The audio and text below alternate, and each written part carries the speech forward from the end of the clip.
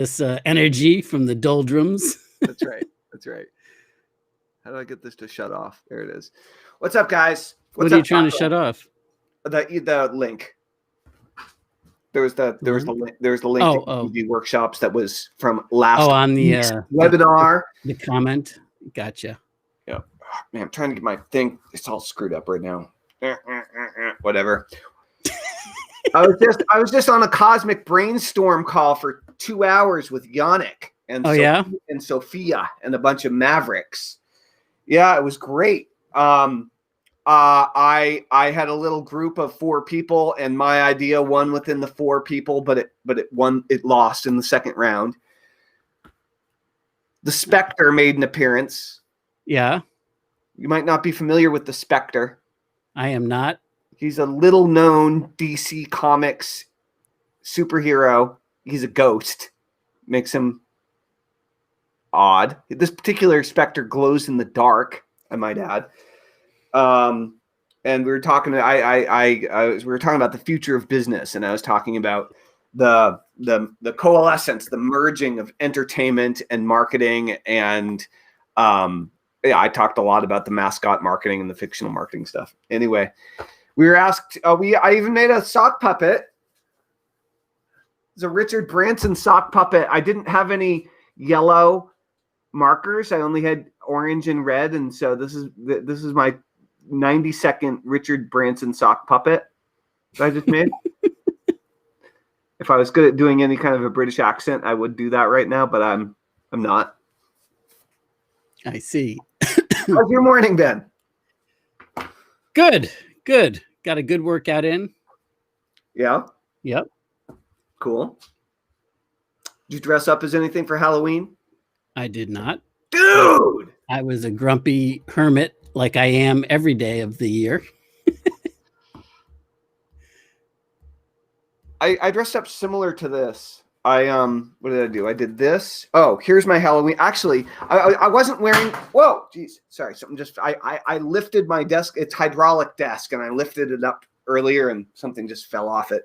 Anyway, so this is my New Orleans mask, and then this is my Burning Man hat, and these are my wicked funny Oakley running sunglasses that are hot pink.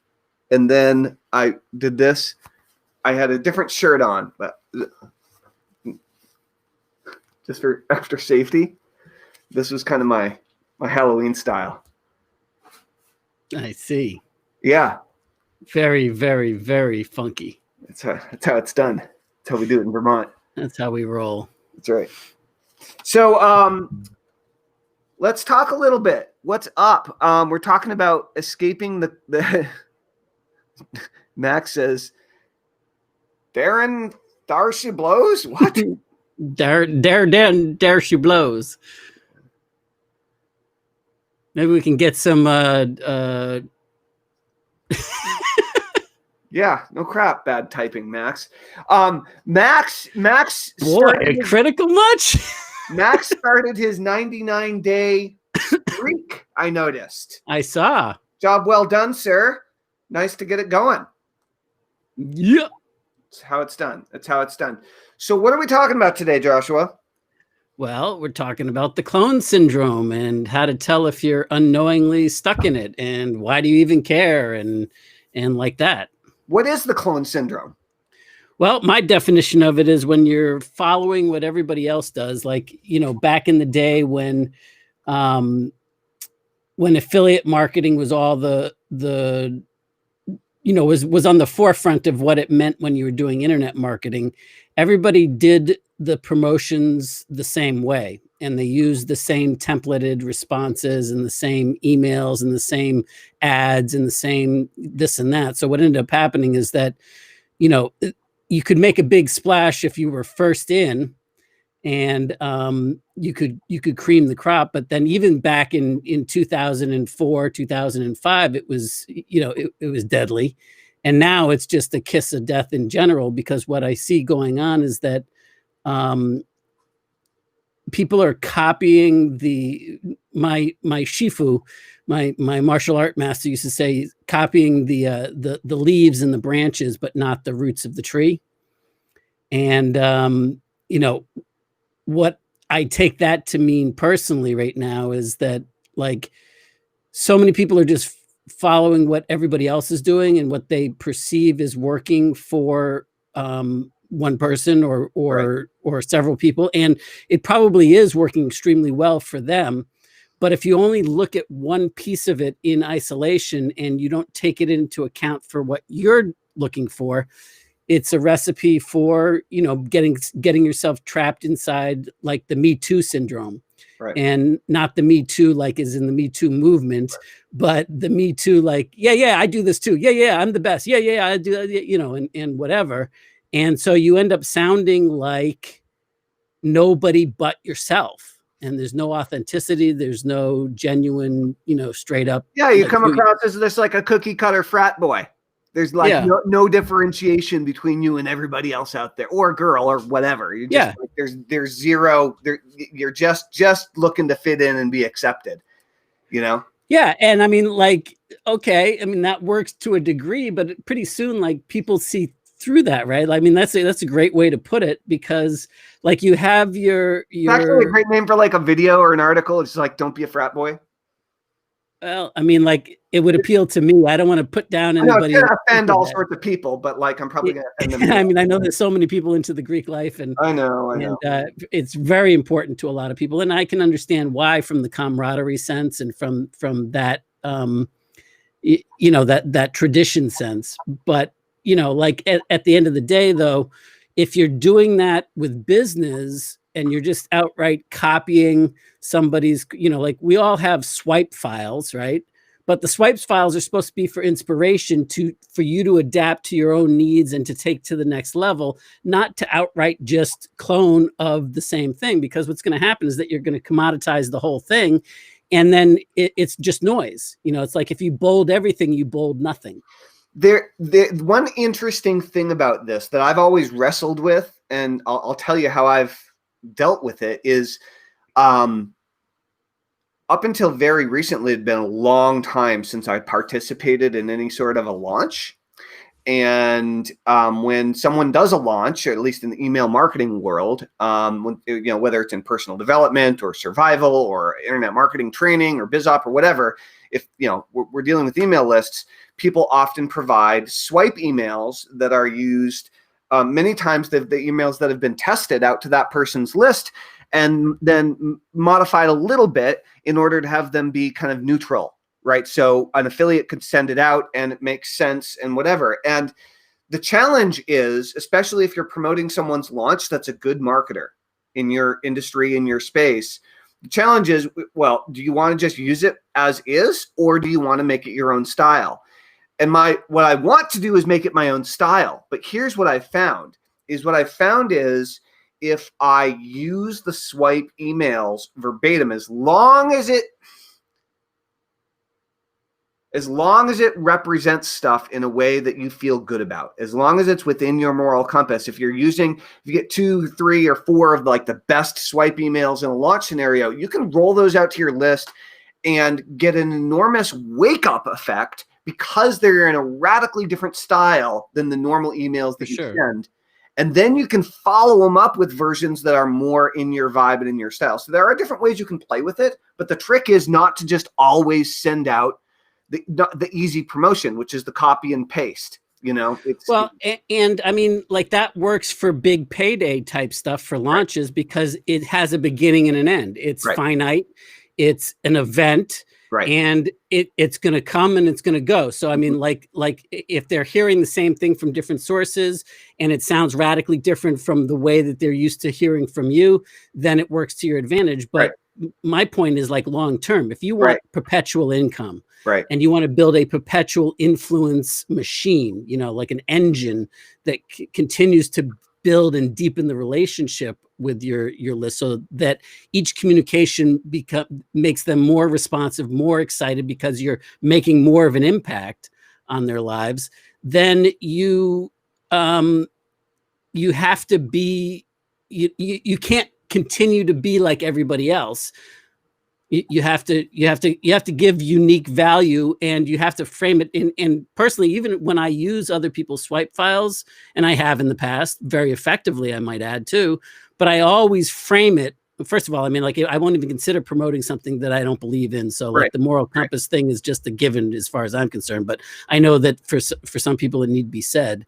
But when you have a particular relationship with them, and they have a particular expectation from those communications, I had better do my best of blending it before it, like, I need a paragraph or so intro into the Right. templated copy, and then Right. it works great. Right. But see, the other side of this also is, and here's the real issue, I think, and it works in the same way with like Facebook ads and YouTube ads. I mean, like all of it can be the same thing, is that if you've already built your list in a way that when they see who it's coming from, it immediately sparks them up because it's you, then you've already escaped the clone syndrome. You've conquered the hardest piece. But if you're starting there, if you're imitating what everybody else is doing in their ads, in their posts, in their Facebook lives or whatever, then you end up competing for the same mind share and the same attention, and you sound like, just like yeah, me too, me too, me too, me too. Yeah, it's interesting. So it's, as a business owner, or as an entrepreneur, we want ourselves and our business to be accepted by our clients and customers. In that way, we are vying for their approval, for their attention, for their credit cards, perhaps. You're looking for them to buy into you. The difference is, and I know some people are going to get offended by this, but it just popped into my mind, I think it's good, is basically you need to stop acting like a lemming and you need to start acting like a leader. Okay. And lemmings are, thousands of them. They're all running all over the place, all just fitting in a big group, and they all look identical, and they're just all going the same direction. And sooner or later, they're going to fall over the damn cliff because they're not paying attention to where they're going. And that's the way most people are behaving most of the time when they encounter a group of people that they want to be part of. Okay, you encounter a small group of friends. Maybe you move into a new neighborhood and you want the neighbors to like you. Maybe your kid's starting a new school and you're looking for some other parents that are kind of like you. Maybe you go to a new church or place of worship or spiritual practice. Whatever it is, if you're being thrust into a group of people, online, offline, we all want to be accepted a little bit, in some way. And if you don't, you're probably not spending a lot of time around those groups of people, and that's okay. But the difference is, if you imagine being a kid, going to school, going to these different places, interacting with these groups of people, it's you do adjust and you shift in order to be accepted by these groups. The problem is when you are a business owner, when you are an author, where you're a podcaster, maybe you're a YouTuber, maybe you're making Facebook Lives, some sort of social media influencer, email list owner, etc. You are now a leader. You are a celebrity, and leaders behave differently and think about things differently and look at things from a significantly different vantage point than a follower or a lemming, if you will, if you want a more vivid picture. So stop acting like a lemming as a business owner. Start acting like a leader. It'll serve you well. Perhaps you won't fall off the cliff. Well, I can't disagree with any of that. I agree that it's about leading, and I'll tell you what, the easiest way to build that influence up, to build that rapport, respect, and influence, is to serve by giving first, making an impact in somebody's life, and providing value in some way, shape, or form first. Stop waiting for the dollars to change hands and like, what am I going to get from somebody, and start making an impact, and you will start to attract to you people that think like you. But it relies on you being authentic. It relies on you being who you really are, and being that leader on that particular subject matter. It doesn't necessarily mean that you're leading all the time and that you're a 1980s version of a leader, where you're focused in on leaders are like, they never back down. They never say, I'm sorry. They never make a mistake, showing weakness. You always take the power seat at the head of the table, in all of that, which is, in my opinion, it's old school. And whereas like leading like by giving people good, solid guidance and advice and making an impact on whatever level that you're looking to make an impact on their life about, and demonstrate it, give it, and then, they'll want more. Yeah. No. Yeah. I mean, one of the ways you can do this is simply to ask the question of your audience, how can I help? And so, can I just say something about that? Don't do that as a technique, though, because like I can't tell you how many people. I don't know whether you started it or whether some other expert started it, but like all my DMs lately have been like, "So how are you doing with this? These crazy times and everything?" And I can just tell. But when I go to their profile page, before I even respond back to them, that all they're interested in doing is enrolling me. They have no interest in me as a person. They know nothing about me because clearly they're asking based on not even bothering to go to my profile. That's right. That's right. Well, one thing that you can do is, for those of you who do have email lists already, an email list that you already have, whether it's 100 people, 1,000 people, 10,000 people, 100,000 people, or 20. If you've emailed them before, exactly. Yeah. Like you can send them an email and you can ask them just straight up, "Hey, I was thinking about you. How can I help you the most right now?" And you may or may not be able to help every person that responds. You can reply to them though.